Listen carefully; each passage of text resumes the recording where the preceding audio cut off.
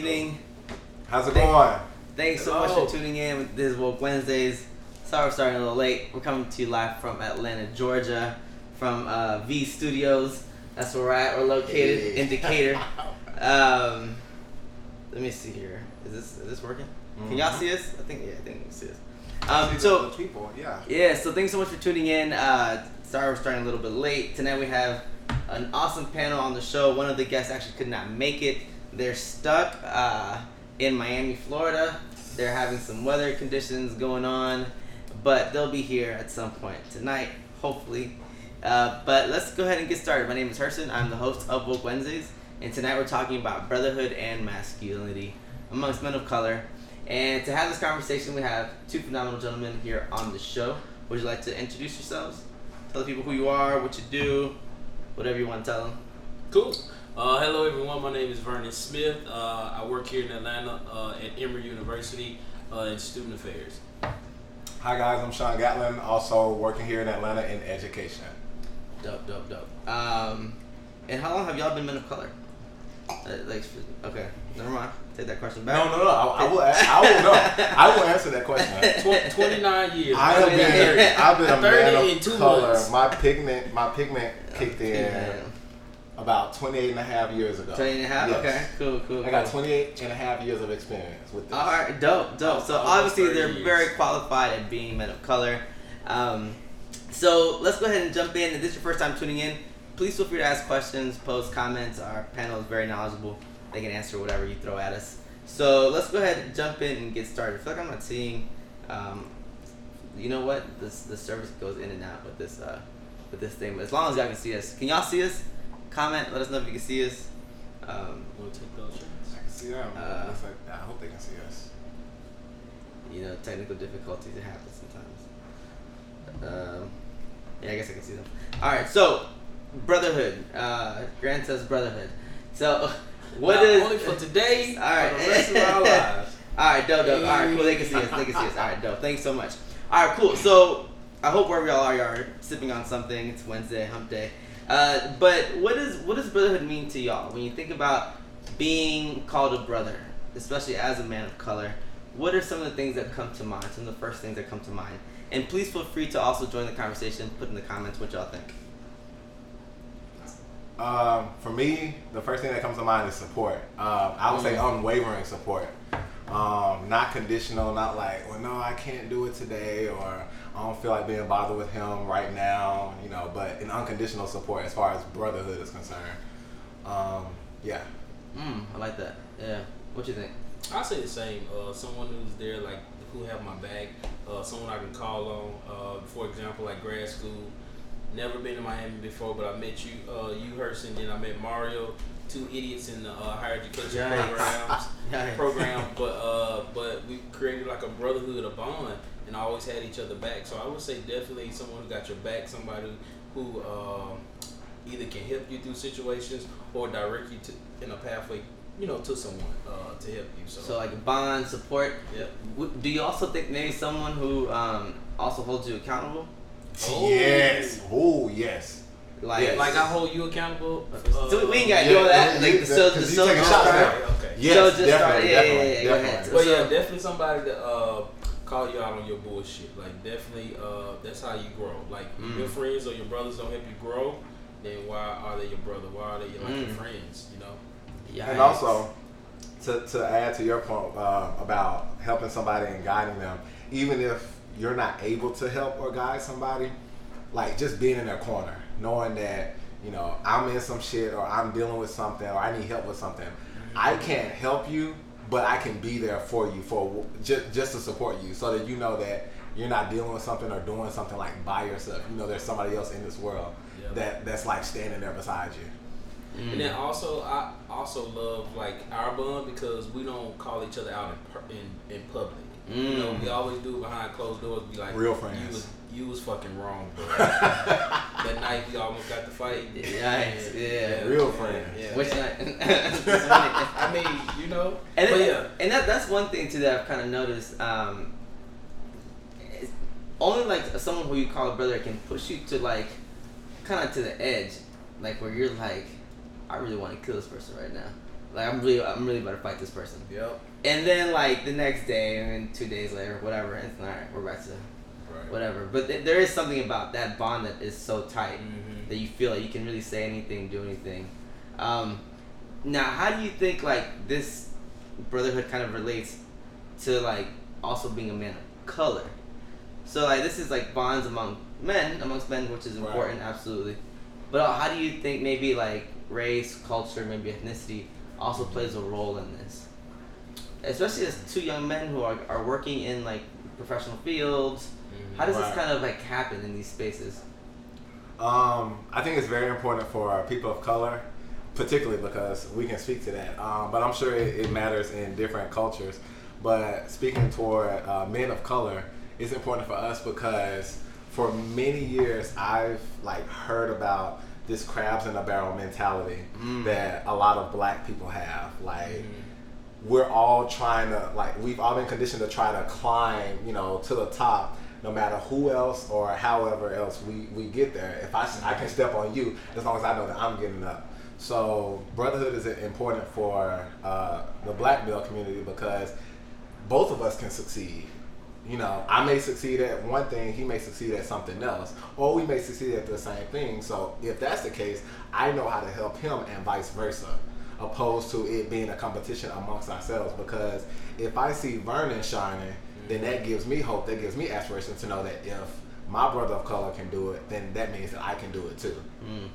So do you think part of it is like celebrating a person when even you can't celebrate anything for yourself? So like, let's say you've been applying to jobs and you haven't gotten anything. Oh, I know that. Your homeboy just got a promotion. I know that. You know, so is that part of also the brotherhood, like celebrating somebody when it's difficult to even just celebrate yourself? Definitely. Because go ahead. No, go for it. Because like I said, for me, that support is unconditional. So if you get this promotion or you get this new job and I don't get mine, I'm not going to take that from you because that means my support is conditional. I will support you in this, I'll support you in that, unless you get something that I want as well, and I don't. And if it's not hurting me, brotherhood. That's a part of the brotherhood for you to acknowledge, you know, their success in life and wait for your season. Like everything comes in due time. Like it may not be your season yet, but it's their season. It comes to like when I think about my sisters, like their bond is strong because, you know, they share each other's clothes and they fight, they fuss. But me being the only boy, I have a bond with them, but it's not like a brotherhood bond because I didn't go through like, you know, have that male mentorship growing up. But they had each other and, you know, go through those like different situations. They have like boy trouble or something like that, you know, they have that bonding experience. But so speaking of family, what do you think, especially for young men of color or whatever, do you feel that it is, or maybe what do you think the role of having like a fatherly presence, or maybe like an old head who is a man, like that type of figure in your life? How important do you think that is to all of us in your own lives, maybe personally, or just you've seen the way it plays out in other people's lives? Like, what role do you think that plays? Do you think it's important? Because at least in a lot of our communities, single parents is like a very like common thing, and we can get into that for there's many reasons for that. Right. But like, how do y'all think that plays out? Do you think it's important? I do, and I'll say because what's interesting is growing up in elementary school, junior high school, like on the bus rides to school and from school or whatever, I would always hear my friends talk about, you know, I'm going to my dad's house for the weekend, or like I'm going to my mom's house for the weekend, or like I'm going to my dad's house for the summer. And that was new to me early on because I was thinking to myself, wait, your parents they don't live together? Because I grew up with both my mom and my dad in the same house. And I realized how common it was for so many of my peers to grow up in single family households. And I would think to myself, dang, like, I guess it is a blessing that I have mom and dad in the same house, because a lot of my friends don't. They talk about going and seeing their dad for like Friday, Saturday, having to go back to their mom on Sunday. So to answer your question, I would say it's very important to have the male presence, especially a positive presence, or preferably a positive presence in the house, because, you know, a mom can only do so much. She can definitely teach, her sons, her daughters a lot, but she can't replace, I'm not gonna say sub in for it, but she can't replace a man's presence in a child's life. And I've seen that with my peers growing up, how, if my friends are growing up only with mom and they see dad 2 days out of every couple of weeks or so. What do you think? Well, I'll say my experience is a little different. Even though I did grow up with both parents in the household, me and my father wasn't that close. We was close with like football, sports when it came to Marvel, cartoons, but for as having a relationship, wasn't there. Like, he did his manly duties, he took care of the household, but having those like major talks or like any major like life talks that other people have like with their fathers, never had that. I connected more in school with people who had single parents, because my mom was always down for her son. And I think it goes back to your previous question of like the races, like they have those talks, and this is just my experience, but they have those talks versus I feel like with black males, it's hard for us to talk about feelings and talk about emotions, which there's nothing wrong with it. And I think that leads to a lot of depression, stress, and like mental illnesses, because we don't know how to just talk. And there's nothing wrong with talking. Even like back in the day, I wouldn't say now because I think it's more accepted, but seeing a therapist was frowned upon. Yeah. Why is it frowned upon? Like, why is talking out your emotions and stuff like that is so like hard for black males to do? That's because it's not taught at like a young age that it's okay. Like for a man to cry, it's okay. Absolutely. Very well said. Yeah. Did you want to say something? No. Okay. I was just co-signing on what he said. No, yeah. Real quick, I see a lot of new folks getting on. This is Woke Wednesdays. We do this every single Wednesday. Tonight we're talking about brotherhood and masculinity. Please feel free to ask questions, post comments. So I want to unpack a little bit about what you said, because I think what you said was very powerful and very important. So you said a lot, which was but it was all like very quiet. Extremely important. It was all extremely important, and I say this because there's this scholar. His name is Michael Kimmel. He does a lot of work around masculinity, and one thing that he talks about is that the one thing that societal wise that makes you a man is violence. So the more violent you are, that's an expression of your manliness. Right. So even when you were talking about things that you could talk to your dad about, sports, comics, or there is something around that. And the same thing with me. I always heard "I love you" from my mom. Like the emotional type of stuff, I got that from my mom.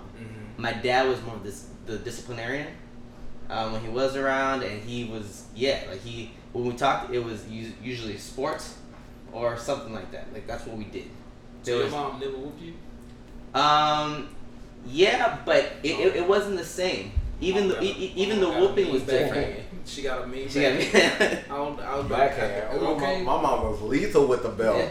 That too. My mom, she'd get you with but it was still different. She could be lethal with it, but I think it meant something different when it came from my dad. Yeah. Because when it came from dad, it's like, oh, this is real shit. Yeah. Oh, this is real. Like, I know mama, I know dad loves me too, but I know mama loves me like a little bit more. And so she gonna beat my ass and then she gonna coddle me. But dad is like, beat your ass. He finna fight me like a stranger. I remember one time I got bad grades on these intrams. I don't know if they still call them intrams. Y'all remember the intrams? You would get like before the report card. Yeah. We call them midterms. Okay, so we call it intrams. We call like progress reports.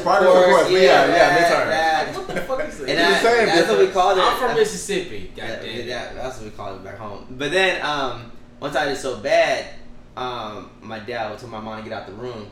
And he pulled out. He had a special belt for special occasions. And my mom was already crying, and I was crying. I was like, Mom. She knew. So she knew. Because she knew. She knew, and he was like, get out the room. Your dad had a special belt. So let me digress for a quick second. You're from where? You're from North Carolina. North Carolina, yeah. And your dad had a special. Okay, because we're from the deep south, and my dad's from the country. So that's what I said. My mom was like superior with the belt, but my dad's from the country. So he ain't play belts. He ain't play shoes. He ain't play newspapers. Oh, he went outside, walked up to the woods, and grabbed a nice little switch. No, my mom made me go outside and pick my own switch. My dad when it wasn't the right switch, that was worse. You making it worse for yourself. So I love it's just interesting. I love that your dad had like a special belt. And I'm just thinking back to my dad. Let's get back on topic. But even then, like the way we're even right now, this particular moment, right, we're creating a bond, but it's still predicated on violence.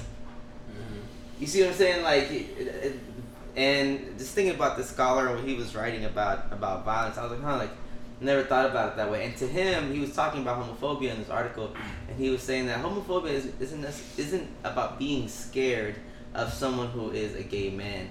He was saying homophobia is being scared to be emasculated, or not being thought of as man enough by another man. So a lot of times we perform for men. In the sense that you're gonna go out and play basketball. I'm gonna talk this shit because it's a performance. Right. So that in relation to brotherhood, like even the way men tend to kind of joke around, especially men of color, we roast each other a lot. Right. Like it's jokes, constant jokes, and I'm just kind of I don't have a coherent thought right now. I'm just more so thinking like out loud. Yeah. As far as like what brotherhood means, what masculinity means. And So what I'm taking from it is your question is, why do we have to down each other, even if it's in a playful sense, to be better? Like, why do we have to take that approach to? Maybe not why, but like it's just what happens. Right. And like we don't take offense to it either. Like we joke and like it's funny. Like but technically with men, it's a message behind every roast. Like even though they say it's a joke. Especially when you're in like a space like this, an apartment, just chilling with your homies, and they throw like a jab at you. Like technically, it's some meaning to that because he talking about your girl, but he might know something about your girl. He trying to let you know. You know. Yikes! Real quick, Mario, he's over in Fort Lauderdale. We don't want to talk to you, Mario. Yikes! What's up, Mario? Mario, that's a very interesting take on homophobia. I never thought about it that way. Amber saying, "Go get the switch," and she has like a little crying emoji. I love you, Amber. Explorer saying, "There's always a hint of truth behind every." Yes. Joke. Yeah. You think so? Yes. Yes. Yeah. Like if I walk in and tell you your house is dirty, like it might be funny, but your house really is dirty. Right. Like right. But here's the thing. I'm not gonna say there's nothing wrong with there being truth behind it, but it's like don't hide or masquerade like there isn't truth. It's like, oh no, this is a random joke. But no, there's something serious in your mind that you processed about me or about my life or about my situation that, that kind of led whatever your comment may be. Even if it's in a joking manner, that's perfectly fine. But there's always some truth that it stems back to. So not to like I said, not to make truth a bad thing, but it's like, don't think, somebody walk in your house and say, oh, your house is junky, and there's nothing on the floor. That is something they said out of like the clear blue skies, but there's some truth behind it. So, So John Skuro is saying, yes, be positive and encouraging with others. That's a great trait. So speaking of this, how often do you hear either from your homeboys or you yourself that you tell your homeboy that you love them? This is something that I've been like thinking about like this whole year. I told myself I was gonna try to tell my homeboys more often that I love them, because I just don't hear it enough. And I'm curious, like, is this something that y'all maybe also don't hear? Again, like we're not very good at showing emotions. Do you think like what do y'all think about that? Like about saying I love you? Yeah, to like another man who is not a partner, just like one of your friends. I never have. Like, I never even heard it from my father, to be honest. I'm not sad about it, broken or nothing about it. I'm just saying. But no, it's not something like. It's more of an action than us just saying. We say appreciate you, bro, or thank you for having my back. We say things like that to show like affection and I would say love, but it's in a different like. It try to be like a strong manner, I guess, instead of I love you, the traditional way, right? Yeah. So it's interesting you ask that question because with you saying that, I'm about to play devil's advocate real quick, and I'm gonna say no. Not today. No. I'm gonna play devil's advocate and ask the question: why does it have to be the 3 words "I love you" specifically? Because you know what's funny when it comes to the term of love, whether it's romantic, platonic, however, like the basis of your relationship is, people always say, well, at least the smart ones always say, love is a verb. It's not a noun. So me saying I love you is no different from me actually showing you the love that I have for you, or even every now and then, like with my dad or with my brother, saying, you know, I appreciate you doing that for me, or you know, I appreciate you taking me here, X, Y, Z. Why does it have to be those exact words to express, you know, the love that you have for another person? And for example, also, I remember one day as a child. No, I was like 13, 14. My dad. You're a grown ass man. No, because I ain't have no bills. This is grown. Paying bills, car note, goddamn Sally Mae, all along. No, this is fucking grown. Okay. That's not grown. Okay. 13, 14. You picked up a key. You picked up a key. Okay, there's cool. a difference. Okay. You might want to be grown at 13. But no, that ain't grown. Don't call me grown at 13. Okay. I wish I could go back. But my dad made me go outside, change a tire. He made me change that tire 3 times. And the 4th time when I did it by myself, that's when he said, "Good job, son. You did a good job. Pat on the back." I think that was his way of saying, like, "I appreciate you. I love you, son. You good job."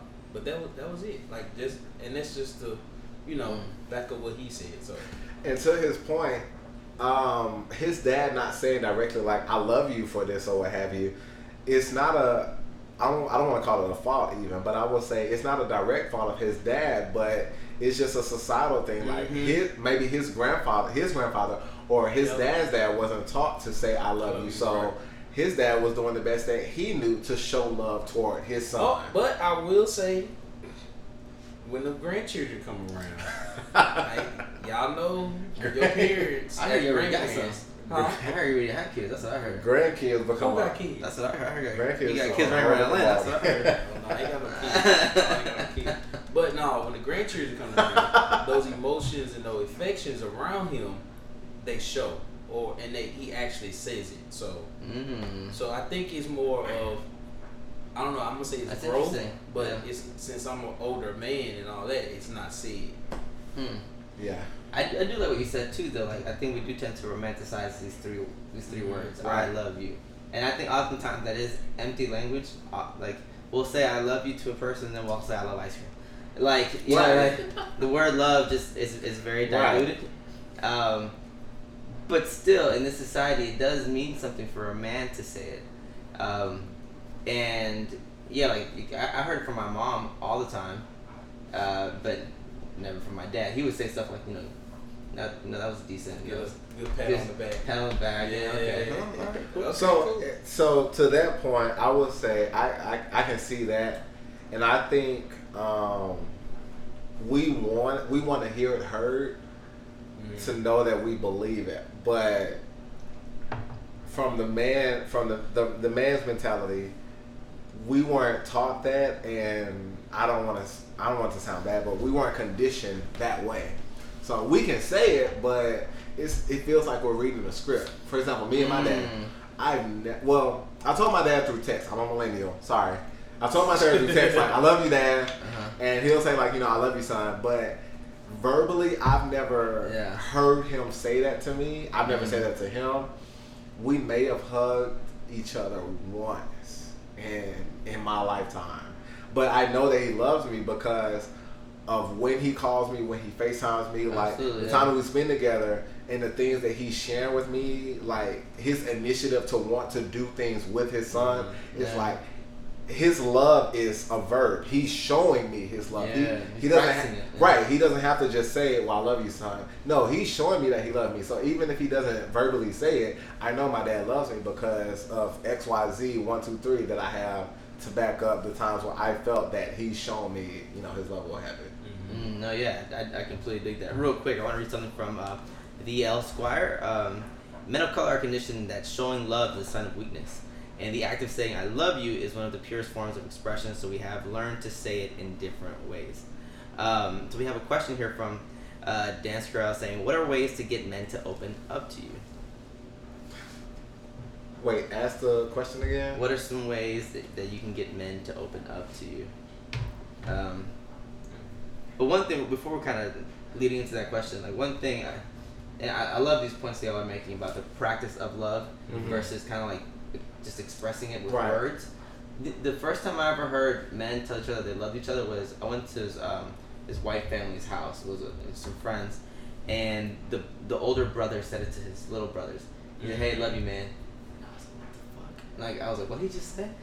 And it just like I didn't like take it as a bad way, but I was like, what? Like I was like shocked. Right. I was also, like, hold on. With that point, if you notice, like with babies or as a child, men would kiss their sons up until a certain age, and then it's like, hell no, don't you kiss my son, or we're not doing it. So if you think about that, that makes sense because as a child, your father is there like holding you, taking good care of you, kissing you, trying to, build you up to the man. But when you get to a certain point, it's a cutoff period where that's interesting too.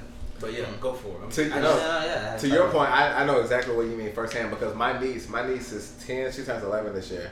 And for as long as I can remember, my brother used to FaceTime me or like call. You feeling my drink? Make sure you put some ginger on that too. Okay, cool. I would like to. Wherever y'all are, I hope y'all are sipping on something. It's a Wednesday night. It's Wednesday. It's the summertime. It's summertime. I like how you put more in his cup. Okay. I didn't say when. You still have stuff in your cup. That's fine. No, but no. To your point, I can relate to it 100% because I have a niece, and she didn't grow up when me and my siblings were growing up. Sharing "I love you," X, Y, Z. But what's funny is anytime I get off the phone with her, anytime I'm done FaceTiming her, she always says, "Bye, Uncle Sean, I love you." And the first time she said that, I was like, wait, me and my siblings didn't do this. Like, this, and of course I said I love you back, but when she I'll said get back to you on that. When she said it caught me off guard because I'm like, I like that, or I love that she has this like, this unprecedented like idea to let my uncle know I love him.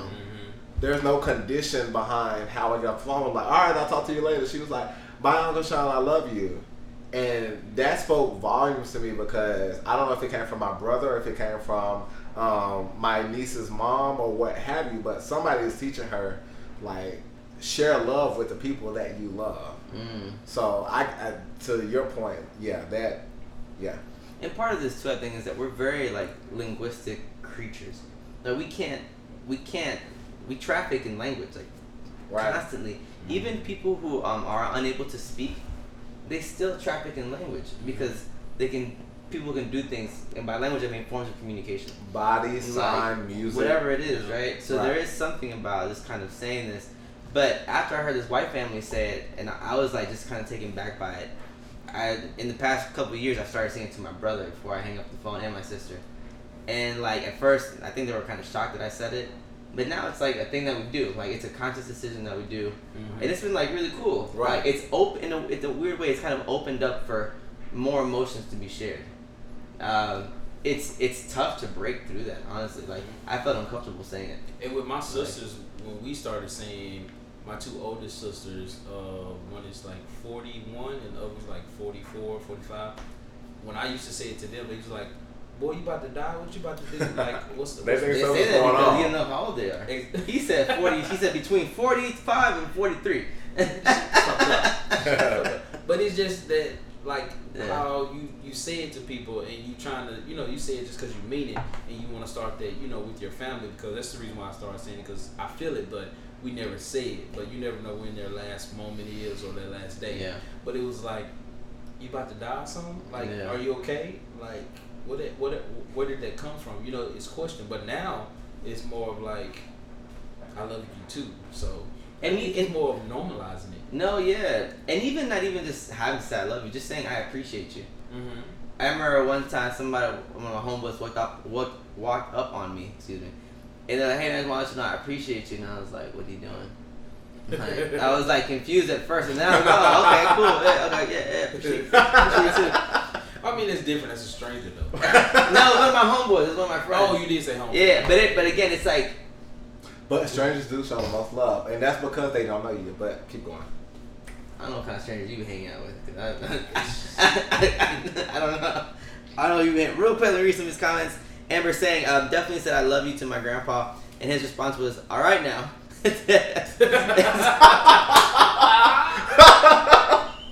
All right now. All right now. And she's like, and I definitely felt some type of way. I had to remind myself that he comes from a different upbringing. Explorer saying, you guys keep saying that I love you in action, and I fully believe that, but as actions speak louder than words, words confirm those actions. Huh. You better say that shit. You better say that. Cool. That is cool. So Dancy Roar was asking, what are some ways that you can get men to open up to you? So at least between men, when I meet like dudes, I'm at a point too where I don't really like making new friends. Like I'm 30 now, and I feel like I have a good core set of friends. I don't really feel like I need more friends. Like personally, like friends to me are people who like I consider like these are my friends. Like I can make more acquaintances for sure. Right. But like friends, like do I really need more friends? Like that's me like what I'm thinking right now. Can you repeat the question again? What are some ways that you can get men to open up to you? What are some ways you can? Who is that from? Don's Curel. Don_Curel. I wonder in what way. Open up. So yeah, maybe it depends Don, on what way they're trying to get them to open up, because it depended. Like if it's a relationship, it's different than a friendship. Alcohol. If it's father to son, it's different from like peer to peer. But if it's peer to peer, it's just about creating a comfortable environment, and then knowing that, letting them know like you're safe in this environment. You know, one thing I've noticed, speaking about brotherhood. So with my little brother, so I haven't lived at home in years, and I noticed that I would only call my brother to yell at him when he did something wrong. Like if my parents would call me, hey, your brother's doing this, I would call him, hey, what are you doing? Like, hey, get together, right? And then one time he called me and he's like, yo, number one, you don't live here. He's like, number two, you only call me to yell at me. He was chin checking you. I'm with him on that. And he's like, that's the only time you ever communicate with me is to yell at me or to tell me I'm doing something wrong.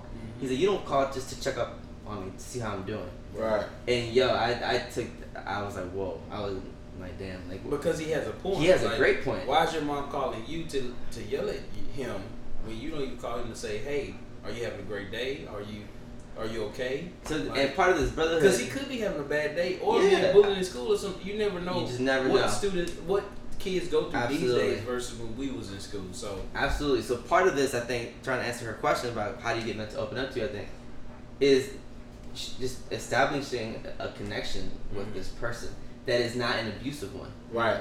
You know, showing them that you love them, like literally. Not abusive, maybe more so superior.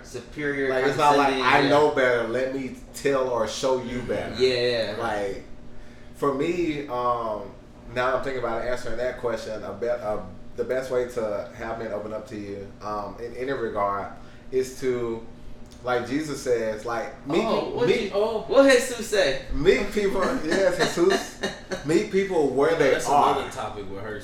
We're not gonna go. We're not gonna go there because Jay is the homie. But religion. Meet people where they are, not where you think or believe or aspire for them to be. You have to. What book you read? I'm gonna hand you my Bible. When this go off, I'm gonna hand you my Bible. Anywho, is that the King James version? No, that's the Sean version. Anywho, off topic. So but you have to meet people where they are, because if you're going through something, for example, let's say I'm your older brother and you're going through something, and I call you and my level of language is scolding you or telling you why you're wrong, I'm not doing anything for you, and I'm not doing anything for our relationship. But if I call you and I ask you, hey, what's going on? Hey, I heard this happen. You tell me what happened, or how do you feel in the situation? At that point, I'm coming to you where you are. I'm not coming where mom may have told me this happened or such and such that I may know, and now I'm beating you over the head. I'm meeting you where you are, and if you want me to help you, then by all means, I'm going to help you like uplift or move forward. But if you just want to vent, then I'm going to open my ears to let you vent. And that way you know that I'm here to support you. This goes back to my whole unconditional support. Like, I'm not here to guide you, direct you. At the end of the day, you may be, living shit wrong. But first and foremost, know that I got you.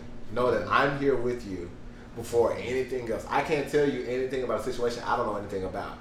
Because I'm not you. I'm not living your life. I'm not thinking your thoughts. So let me meet you where you are, so that then I can understand you. And if I want to help you, I have to then level myself so I can know how to bring you up to where I believe that we can both be grown. Absolutely. I think it's very, very well said. Ariel's saying that's so important in all caps lock. So you can use it. There's another. Janelle is saying happy Juneteenth. Hey!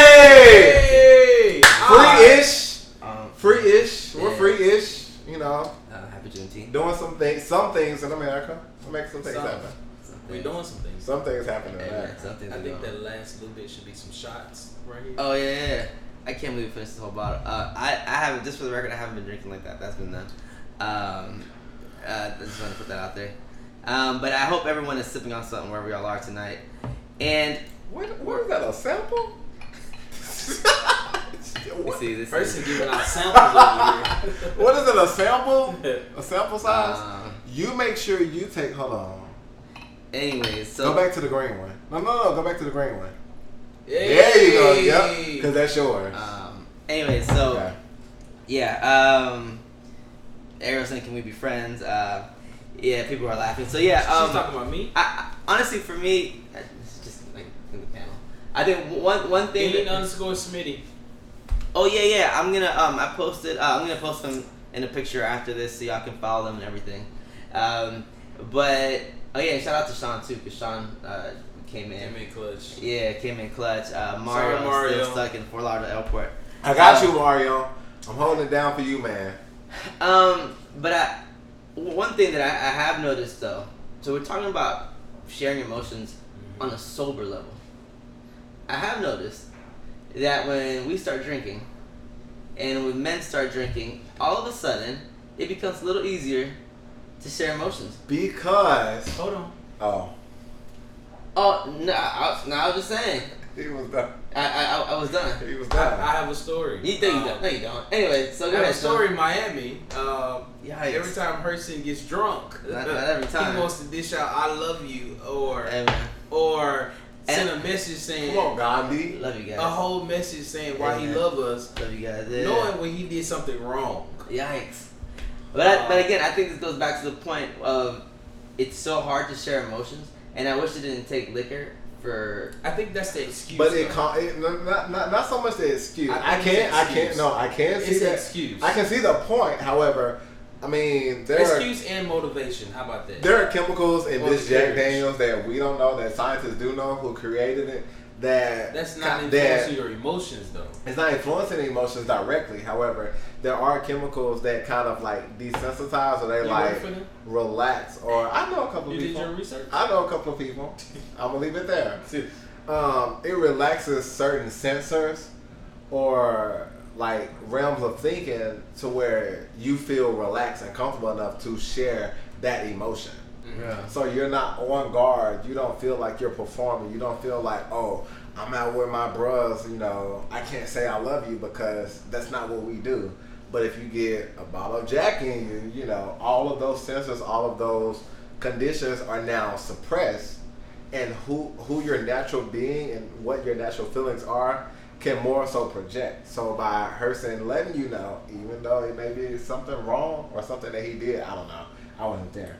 But he's really sharing raw emotion because he doesn't have those guard dogs. He doesn't have those barriers up to keep him from sharing that. It may be something he wants to share all the time, but if in his sober state, if he has those guard dogs, if he has those conditions, if he has those barriers set up, he can't share them. And now with, I hate to say it, but liquid courage, all those barriers are gone. He can now share it. So. I will say alcohol is either the motivation to share something or the forced will to share something. Can you explain the difference? So motivation to share something is with like, building up the courage to say something to someone, or building up the courage to just express myself in actuality of like, the person I'm dating or with. Okay. But force is basically it outs it. Like you said, like when you drink and that barriers are down and it lets it out. Like you can't control it. Because with some guys, I will say like liquor is their barrier. They're down. Like it breaks down their barriers, which it shouldn't be like that. It should be where they're sober and able to communicate their feelings. But I will say as an African American man and other men, like liquor is the way they can express themselves. Which we should do it in a sober way, not a drunken state. But a lot of us are also kind of taught to. This is kind of part of the culture. How important do you think it is to have a group of men around you? So we talked about having like an important, maybe like fatherly presence, or maybe just a man in your life, an older presence who can maybe be a mentor or guide you. But how important do you also think it is to have a group of men like in your corner? Now, so just to kind of add Please, go ahead. a piece to your question, are you meaning men in general, or for us men of color? Well, however you want to answer it. Yeah. What I shared in my church small group earlier this week. Stop! You don't go to church, man. I do go to church. I'm gonna take you Sunday. Church, man. I'm gonna take you Sunday. This man I'm gonna take you Sunday. Anywho, you drive by churches. You drink right now. Anywho, they drink wine. That's another story. This is liquor. Back to your question. It's not wine. So it's not the blood of Jesus. For me, I believe that. Ask your question again. Really? How important is it to have a group of men around? Oh, so to answer your question, everybody may not be going through everything at the same time. So let's say, for example, the three of us are best friends, and you're going through something right now with your parents, and both of us are cool. Vernon may be single parent, I may be double parent, but you're going through something with your parents. We can't quite relate, but we're here with you. But 3 years down the line, I'm going through something with my parents. So now it's something you can now share with me. And Vernon can attribute to both of us because it's something he may experience before he even met us. So I say that to say the things that we go through are for us to learn and deal and grow out of it. But at the same time, it's for us to share with other people. Like we weren't created to be on this earth alone. So if it's something that Vernon has went through and he's learned that he can share with me when I'm going through it, and he recognizes, he's able to firsthand help and direct me because he's been through it himself. And it becomes like a domino effect. So I think, to answer your question, if we have men like around us, whether it's different races, ethnicity, at the basis of it all, we're all men. And then once you pass men, then you get into culture, and then once you pass culture, you get into race, yada yada yada. But to have all of us together, there's always a lesson to be learned from the next man that you can attribute at some point in your life. So I may not be going through it right now, or he may not be going through it right now, but it's something that when it's time for him to go through it, he knows that he can call you or he can call me, because for one, we have a brotherhood, and two, he trusts and respects you and how you handle and deal with the situation to advise and guide him. Oh yeah, that's true. Absolutely. I do think too, because like race, for me at least, and ethnicity plays such a big role in my life. It's I can't escape it. Right. I have friends who are white who are amazing, obviously, but I do tend to be more around men of color. Like living in Miami, you're a person of color, Harrison. No, for sure. But living in Miami too, I do see myself hanging out with more black men as opposed to non-black Hispanic men or Latino men, just because of the way race and stuff works in Miami.